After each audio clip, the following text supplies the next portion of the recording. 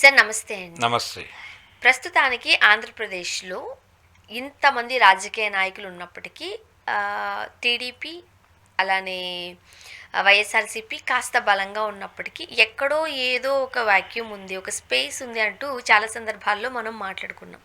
And పొలిటికల్‌గా కూడా సీనియర్‌లందరూ కూడా వాళ్ళ పిల్లల్ని రాజకీయాల వైపు మళ్లించే ప్రయత్నాలు, ఇవన్నీ దిద్దుకునే ప్రయత్నాలు చూస్తున్నాం. అంతెందుకు చంద్రబాబు నాయుడు గారే లోకేష్‌ని సీఎం చేయాలని పరితపిస్తున్నారు. సరైన టైం కోసం వెయిట్ చేస్తున్నారు. ఈ ఈ టైంలోనే జగన్మోహన్ రెడ్డి గారికి కూడా ఇద్దరు కూతుర్లే.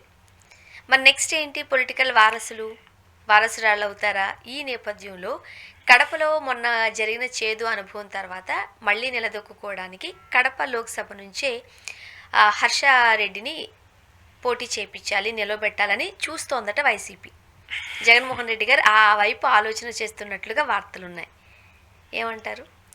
అంటే తప్పే ఉందండి దీనిలో.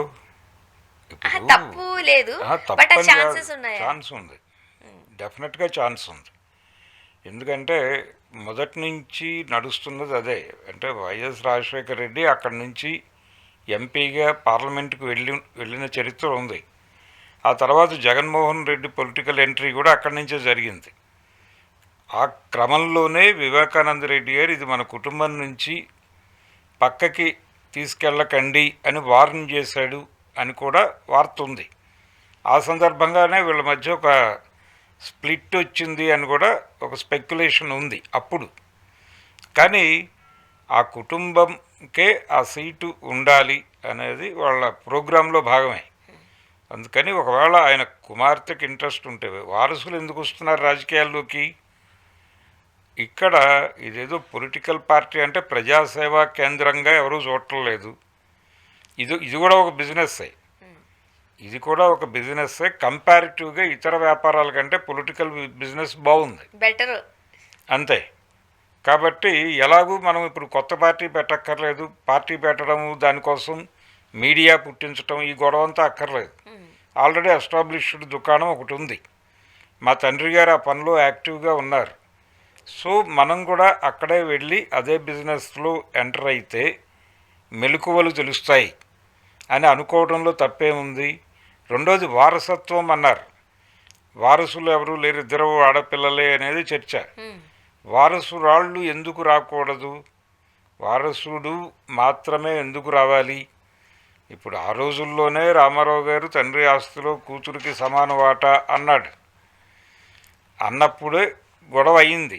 ఇలా మాట్లాడుతున్నాడు ఏమిటి ఈయన అన్నవాళ్ళు ఉన్నారు. ఆయన చేసే చెప్పాడు ఆ మాట, చేయకుండా చెప్పలా, చేసి తర్వాత చెప్పాడు.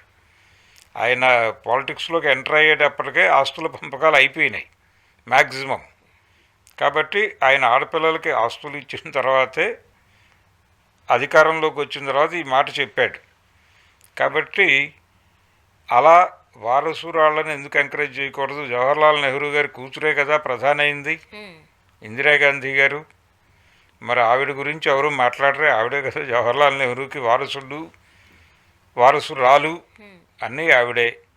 కాబట్టి ఇప్పుడు సోనియా గాంధీ టైంలో అడ్డుకోవటానికి మీకు దొరికింది ఏమిటి? ఆవిడ విదేశీ, ఇక్కడ పుట్టలేదు అనేటువంటి ఒక్క కారణం మీద అడ్డుకున్నారు. అడ్డుకున్న తర్వాత వాళ్ళు ఘర్షణకి వెళ్ళటం ఇబ్బంది అవుతుంది అనుకుని ఆఖరి నిమిషంలో మన్మోహన్ సింగ్ గారిని తీసుకొచ్చి కూర్చోబెట్టారు. ఆ రోజు పార్లమెంటులో అందరూ మాట్లాడారు కదా, ఎంపీలు అందరూ. ఆవిడ ఉండటం తప్పేమీ కాదు అని మాట్లాడిన తర్వాత కూడా ఆవిడ లేదు. త్యాగం చేశారన్నట్టు ఇప్పుడు కూడా కాంగ్రెస్ వాళ్ళు పెద్దలు మాట్లాడుతూ ఉంటారు. అవును. కాబట్టి వారసురాలు రావటం తప్పేమీ కాదు. ఆయనకి ఇద్దరు కూతుళ్ళు ఉన్నారు. ఒక కుమార్తె పాలిటిక్స్లోకి రావచ్చు, ఇంకో కుమార్తె వ్యాపారంలోకి వెళ్ళచ్చు. వాళ్ళకి అలాగూ బిజినెసెస్ ఉన్నాయి. భారతీయ సిమెంట్స్ కావచ్చు, మరొకటి కావచ్చు, మీడియా సంస్థలు ఉన్నాయి. వాటిని ఇంకో కుమార్తెగా మెయింటైన్ చేస్తూ రాజకీయ వారసత్వం ఒకరు, వ్యాపార వారసత్వం ఒకరు తీసుకుని లీడ్ తీసుకుని వెళ్ళచ్చు. తప్పే ఉంది దానిలో? ప్రపంచం అంతా జరుగుతోందే కదా. ఈ బిల్లులు ఇవేవీ లేని రోజుల్లోనే ఒక పక్కనేమో మీరు మహిళా బిల్లు, పార్లమెంటు అని మాట్లాడతారు. మాట్లాడుతూ ఈ చౌకబారు విమర్శలు ఎందుకు? ఈ చౌకబారు స్పెక్యులేషన్ ఎందుకు? ఆయన వాళ్ళ అమ్మాయిని తీసుకొస్తాడు. ఇప్పుడు లోకేష్ ఎలాగైతే ఎమర్జ్ అయ్యాడో, ఒక దశలో లోకేష్ అసలు రాజకీయాల్లోకి రాడు అని ఒక ప్రకటన ఇచ్చాడు ఆయన. ఏది, ఆయన ఉమ్మడి రాష్ట్రం ముఖ్యమంత్రిగా ఉన్న రోజుల్లో లోకేష్ మీ వారసుడు ఎప్పుడు రాజకీయ ప్రవేశం అని అడిగిన ప్రశ్నకు సమాధానం చెబుతూ మా అబ్బాయి రాజకీయాల్లోకి రాడు, అతను ఇండస్ట్రియలిస్ట్గా సెటిల్ అవుతాడు అని చెప్పిన స్టేట్మెంట్ ఇంకా ఉంది ప్రపంచంలో చంద్రబాబు గారు. పైగా వైఎస్ రాజశేఖర రెడ్డి మీద విమర్శ చేస్తూ కూడా ఆ మాట మాట్లాడాడు ఆన్ ఫ్లోర్. మీరు మీ రాజకీయ వారసుడిని పట్టుకొచ్చి అతనితో గొడవలు చేసి, అంటే జగన్మోహన్ రెడ్డి రూమ్లో ఏవో బాంబులు దొరికాయని కేసు పెట్టారు ఒకసారి. ఆ పెట్టిన సందర్భంగా అసెంబ్లీలో జరిగిన చర్చలో మా అబ్బాయి రాజకీయాల్లోకి రాడు అని ఆన్ ఫ్లోర్ చెప్పాడు చంద్రబాబు. మరి ఇప్పుడు ఎందుకు ఆయన్ని ముఖ్యమంత్రిని చేయడానికి ఎందుకు పాకులాడుతున్నాడు ఆయన చేస్తే పర్వాలేదు. అబ్బాయి అయితే ఏమిటి, అమ్మాయి అయితే ఏమిటి, ఎవరైతే ఏమిటి. సినిమా ఇండస్ట్రీలో కూడా ఇదే గోల. అంటే ఇద్దరు ఆడపిల్లలేనే అని, లేకపోతే ఒక ఆడపిల్ల ఉంది, ఏమిటి పరిస్థితి, కొడుకు లేడు అనేది ఒక పెయిన్ఫుల్ వ్యవహారంగా మారిపోయింది. అంటే రెండు విషయాలు సార్. హీరో అబ్బాయి అనుకోండి, ఇప్పుడు మీరు అన్నట్టుగా అది ఒక పెయిన్ఫుల్, అరే లేరు అని. అదే ఆడపిల్ల పుట్టారు అనుకోండి, వాళ్ళకి ఇంట్రెస్ట్ ఉన్నా సరే రానివ్వరు. అవును, రాకూడదు. ఫ్యాన్స్ యాక్సెప్ట్ చేయరు అని చెప్తా ఉంటారు. ఎందుకంటే సినిమా ఇండస్ట్రీ అంటే కాస్త గ్లామర్ ఇండస్ట్రీ, అది అంతో ఇంత ఎక్స్పోజ్ చేయాలి. అభిమాన హీరో పిల్లల్ని వీళ్ళు ఎలా చూడలేరు, చూడడానికి ఒప్పుకోరు. కాబట్టి కూతురున్న ఇండస్ట్రీకి అలో చెయ్యరు. ఇప్పుడిప్పుడు కాస్త అది కూడా ఏ డైరెక్షన్ డిపార్ట్మెంట్లోనో కాస్ట్యూమ్ డిపార్ట్మెంట్లోనో కూర్చోబెడుతున్నారు, కానీ తెర మీద మాత్రం కూర్చోబెట్టట్లేదు. అది తెలుగు ఇండస్ట్రీ వరకు మాత్రమే పరిమితం. ఇతర చోట్ల ఉంది. ఇప్పుడు శత్రుఘ్న సిన్హా గారి కూతురు, ఆవిడ హీరోయిన్గా చాలా సినిమాల్లో యాక్ట్ చేసిన సోనాక్షి, అలా చాలామంది ఉన్నారు. అలా ఇతర ఇండస్ట్రీల్లో ఉన్నారు, కానీ ఇక్కడ లేదు.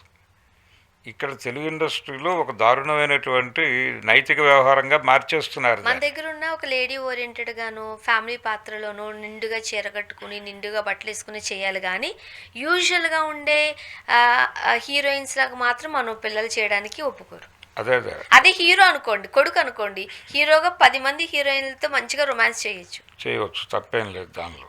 అలాగే ఇక్కడ కూడా ఇది పొలిటికల్ ఏరియాలో ఆయన వారసురాలు కడప నుంచి ఎంపీగా నిలబడటం అనేది తప్పేం కాదు, అది జరిగే అవకాశం అయితే ఉంది. కానీ ఇప్పుడు నిజంగా మాట్లాడుకుంటే, నిజంగానే ఒక అమ్మాయి సినిమాల్లోకి కానీ రాజకీయాల్లోకి రావాలి అని అంటే ఎంత పూల పాన్పు వేసినా, ఏమంటారు, దారంతా పూలు పరిచినా కూడా చుట్టూరా ముళ్ళు అయితే పడతారు ఆడపిల్లలకి.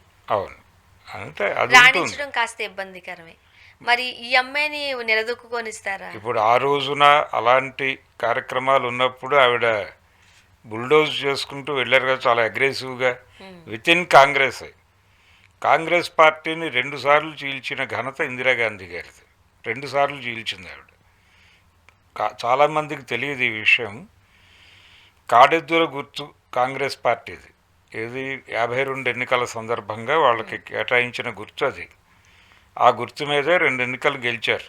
ఆ తర్వాత ఎన్నికలో ఇందిరాగాంధీ గారు పార్టీని స్ప్లిట్ చేసి ఆవుదూడ కాంగ్రెస్ని ఆవిడ పట్టుకొచ్చింది, గెలిచింది ఆవిడ. ఆవుదూడ ఆవిడదే, ఆవిడ క్రియేషనే.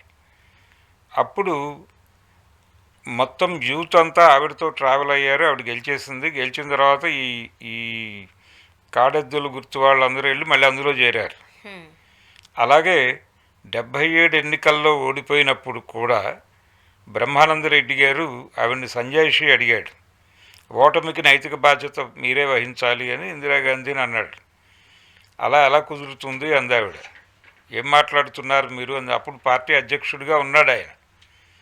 ఆ సందర్భంగా ఆవిడ్ని నేను మీ మీద ఛార్జ్ తీసుకుంటాను అన్నాడు. అక్కర్లేదు, నేనే వెళ్ళిపోతున్నాను అంది ఆవిడ.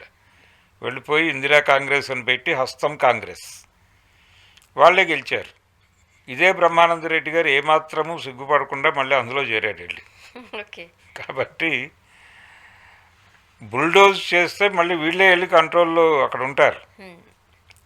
ఆవిడకి దివి తుపాను సందర్భంగా విజయవాడలో గెస్ట్ హౌస్ దొరకకుండా చేసినటువంటి వెంగళరావు గారు కూడా కామ్గా వెళ్ళి 80లో ఆవిడ గెలవగానే వెళ్ళి అందులో చేరాడు కదా, దండం పెట్టి మరీ పాదాభివందనం చేసి మరీ.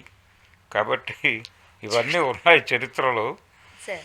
కడప నియోజకవర్గం నుంచి ఆయన వాళ్ళ అమ్మాయిని నిలబెడతాడు డెఫినెట్గా. నిలబెట్టి లెగసీని కొనసాగించేటువంటి ప్రయత్నం చేస్తాడు. అది మంచిది కూడా. చూద్దాం. Thank you. Thank you.